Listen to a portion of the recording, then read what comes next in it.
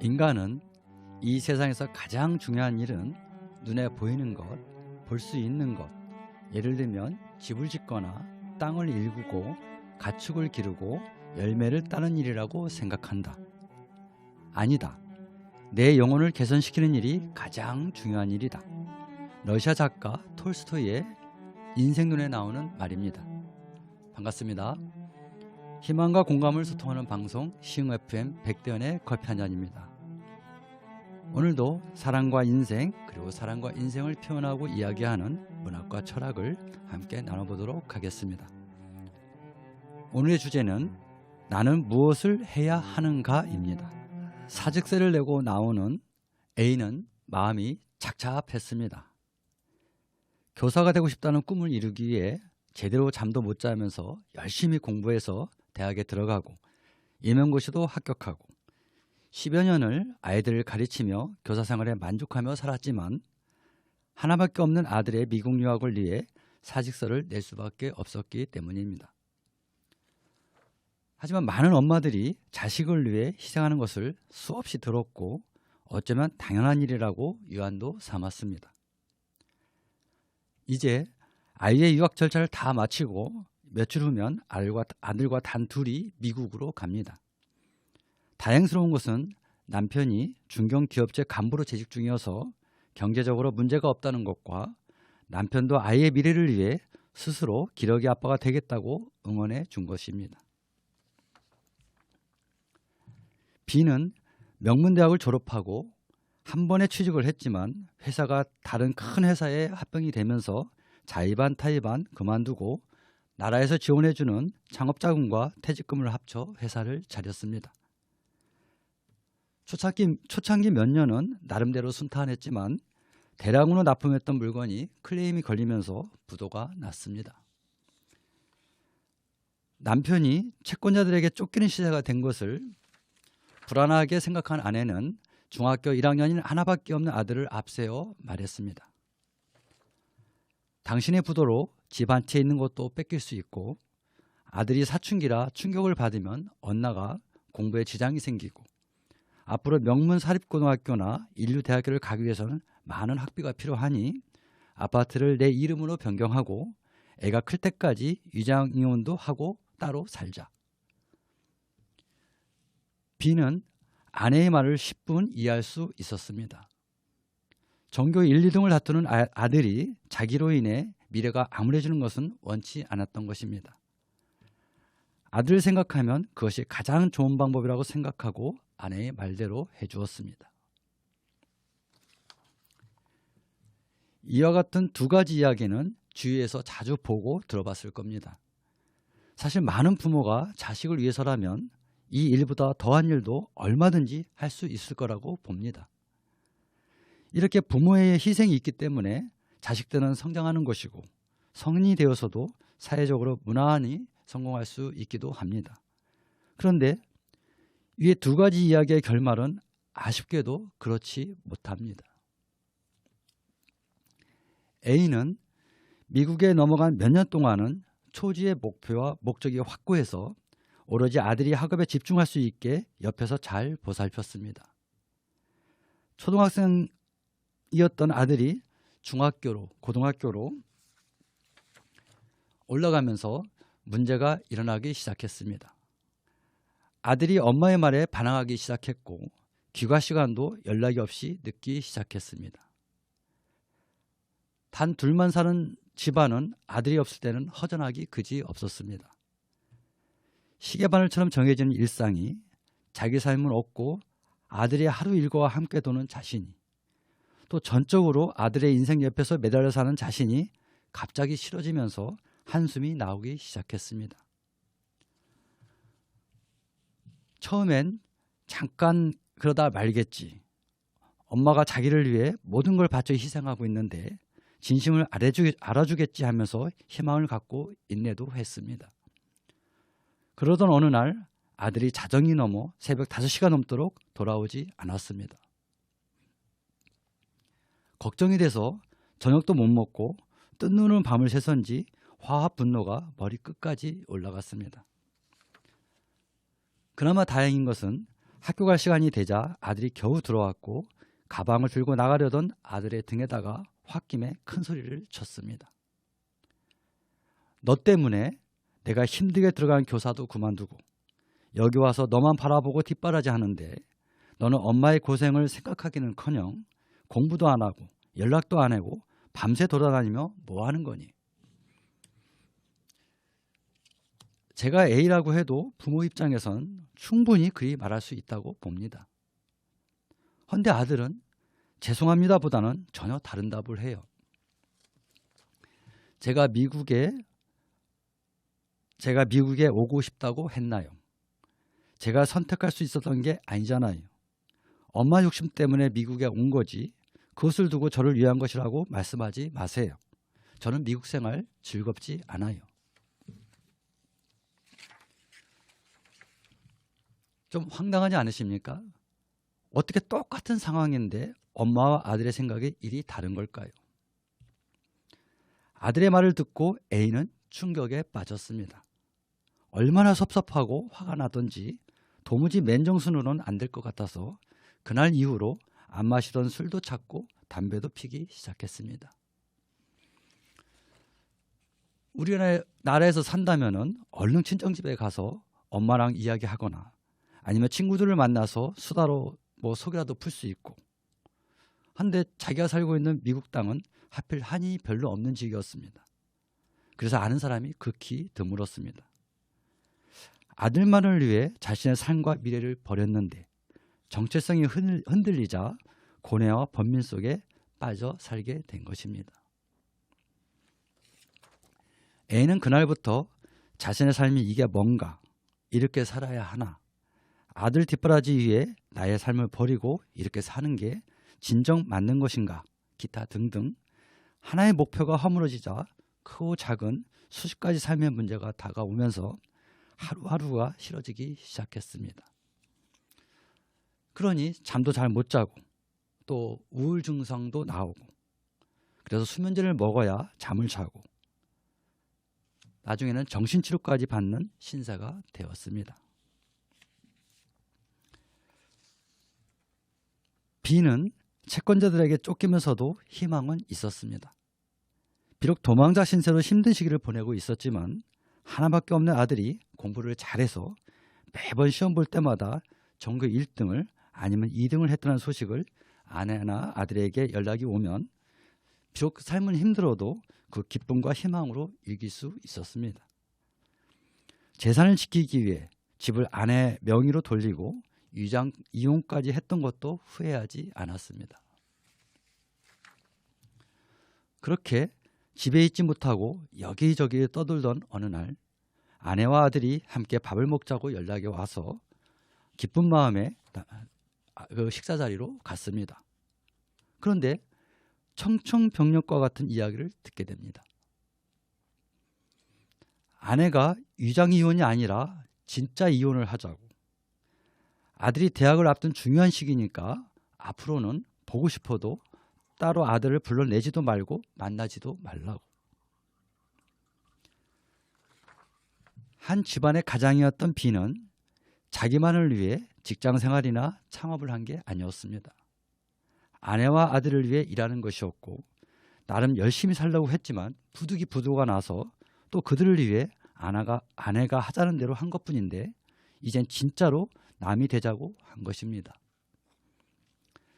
여러분, 이처럼 인간사는 소설과도 같습니다. 현재까지 읽은 대본만 보면 A의 아들이 B의 아내가 그렇게 말할 수 있는지 의문이 일어날 수 있습니다. 하지만 여러분도 아시다시피 인간이 사는 이 세상은 정말 말도 안 되는 일들이 많이 벌어지고 있습니다. 여러분은 그 이유가 무엇이라고 생각하시나요? 왜 인간의 삶은 문제투성이가 연속일까요? 왜 자식을 위해 한 일이 그 자식을 통해 상처를 받는 일이 생기는 걸까요? 왜 가족을 위해 결정했던 일들이 나중에는 오히려 나를 망가지게 할까요? 여기서 모 작가의 글을 읽어드리고 이어가 보도록 하겠습니다.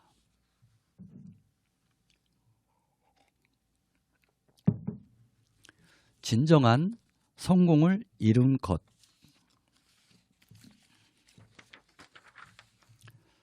그리스 철학자 아리스토텔레스는 인생을 실패하는 길은 여러 갈래지만 인생에 성공하는 길은 한 곳에 있다라고 말했다.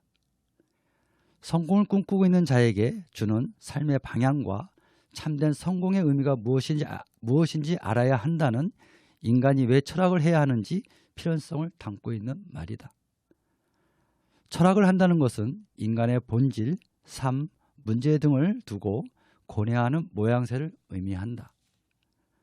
의미를 좁혀서 나를 대입해보면 나는 누구이고 나는 무엇을 위해 살아야 하며 살면서 일어나는 크고 작은 문제에 대해 질문하고 답을 찾아서 해결해 나가야 한다. 철학이라는 길에 서면 나와 나 자신의 문제에 먼저 접근해야 하고 답을 알리기 위해 몸부림치다 보면 자연스럽게 타인을 이해하고 배려하게 된다. 이것이 사랑이다. 사랑을 실천하다 보면 나와 너의 마음이 기쁨과 즐거움이 충만하여 또 다른 인간과 세상과 평화를 이룬다.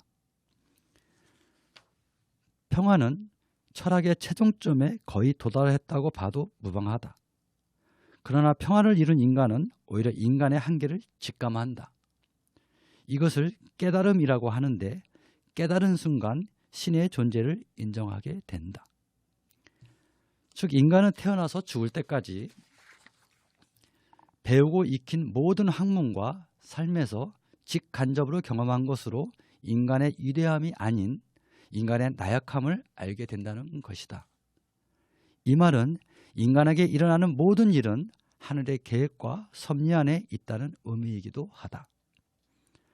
아리스토텔레스는 인간이 인간의 지혜나 능력을 의지하기보단 하늘의 이치를 통찰하고 이룬 성공만이 진정한 성공을 이룬 것임을 후대에게 전하고 싶었던 것 같다. 눈에 보이지 않는 세계가 있다는 것.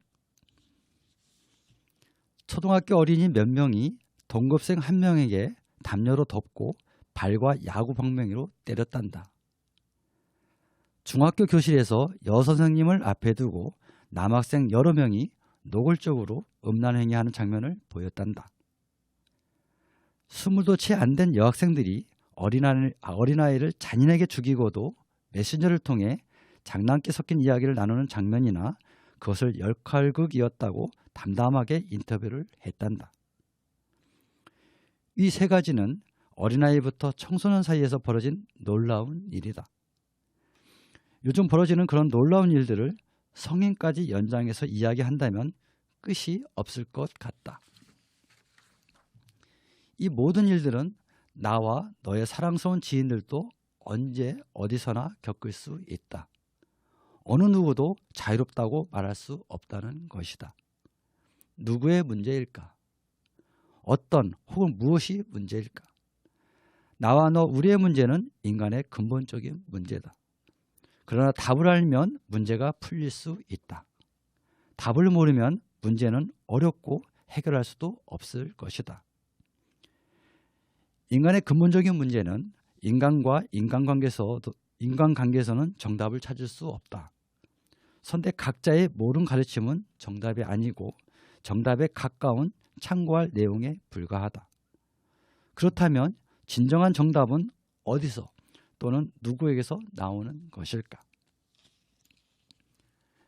인간의 모든 문제는 위인들의 가르침이나 내 지식과 경험으로는 도무지 알 수 없고 또 삶 또한 내 마음대로 되는 게 거의 없고 나이가 늘어가면서 뭔가 알 수 없는 힘과 흐름이 있다는 것을 받아들이고 인정하면 서서히 실타래가 풀리듯 답이 보이기 시작한다. 즉, 나 자신의 삶의 고난과 역경, 환난 등을 겪거나 이런저런 사회 현상이나 자연 앞에서 나 자신의 무력함을 느끼면서 가슴 밑바닥에서부터 인간은 피조물이라는 것을 점점 확신하게 되면서 꿈틀거리는 영혼으로 인해 눈에 보이지 않는 세계가 있다는 것을 믿게 되는 것이다. 믿는 순간 뿌옇던 안개가 거치듯 문제의 답이 보인다. 여러분, A와 B는 나로 인해 아들과 가족이 잘 살기를 바랐기 때문에 그런 결정을 했을 겁니다. 그러나 그들은 스스로는 인정하기 싫겠지만 자기 마음속에 이미 알 수 없는 무언가가 자리하고 있었습니다. 여기서 무언가란 이미 세상 사람들의 생각을 지배하고 있는 물질을 숭상하는 자본주의 부정적인 면에 젖어 있다는 말이기도 합니다. 해외 유학을 통해 스펙을 갖기 위함은 논리적으로는 당연한 것으로 들립니다. 왜냐하면 현 세상은 그런 사람을 원하고 대접하기 때문입니다. A나 기러기 아빠를 자청한 A의 남편도 내 아들이 그런 사람이 되었으면 하는 바람이 분명히 마음 한쪽에 있었을 거라고 예상할 수 있습니다. B나 그의 아내도 그들의 입장에선 자신의 재산을 지키기 위해 그런 행동이나 방법을 충분히 취할 수 있습니다. 이건 저나 이 방송을 듣는 여러분도 부정할 수 없다고 봅니다.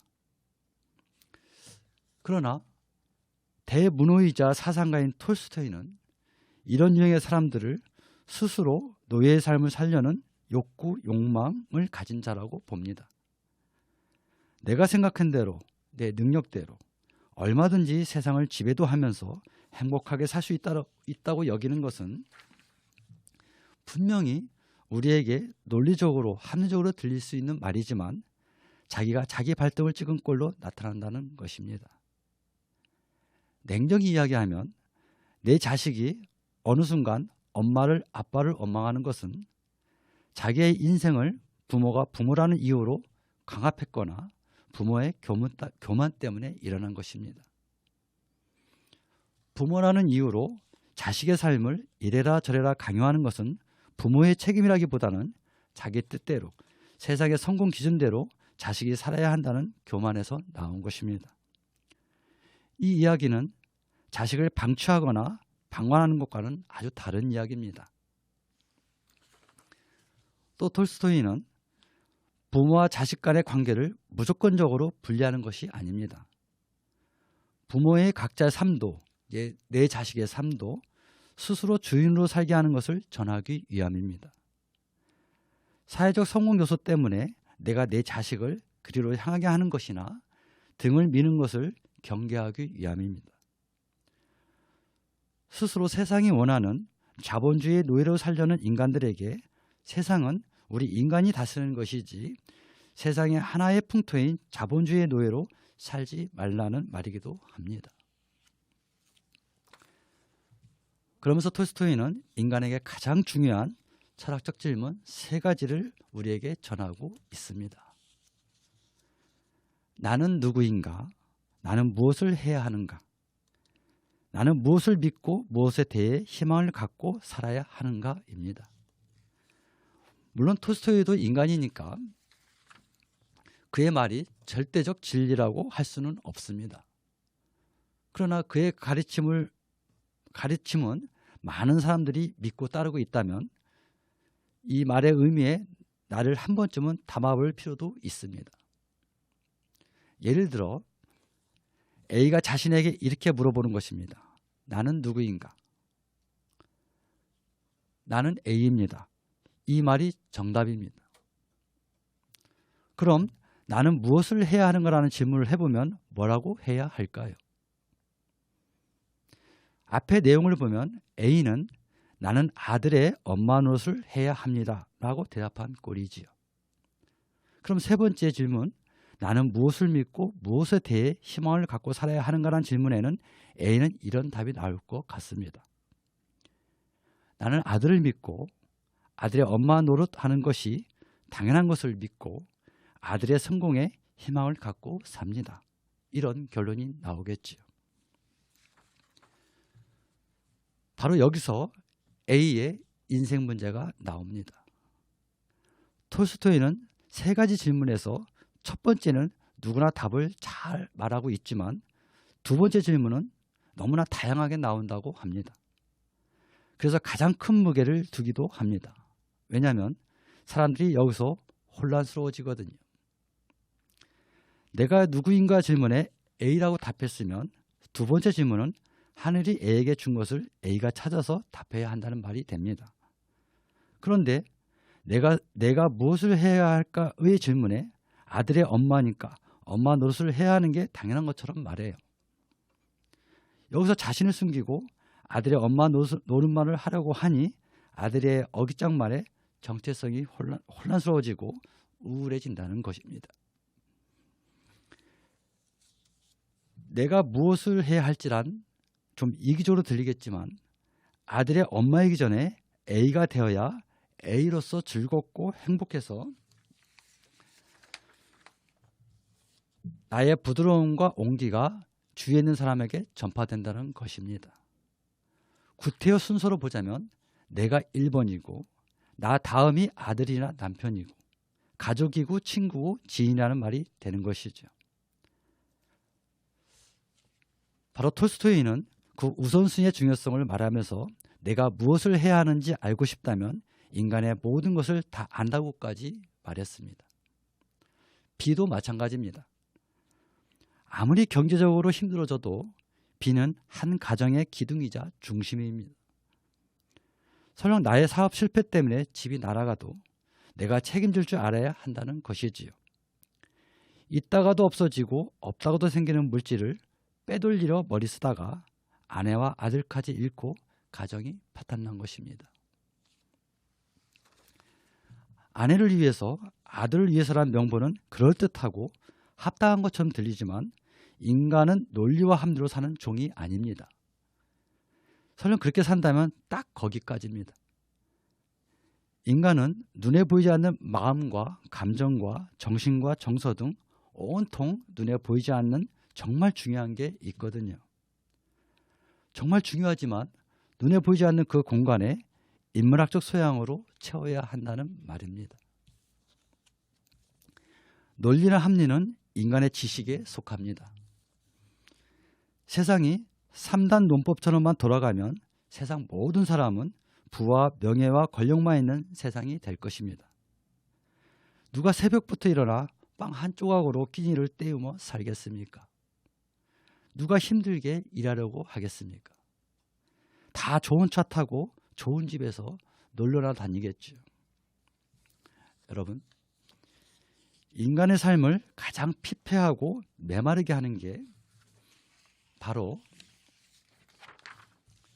눈에 보이는 물질이나 권력, 명예입니다. 그 모두가 인간에게 꼭 필요한 것은 사실이지만 하늘의 이치에 맞게 갖고 사는 게 더 중요합니다.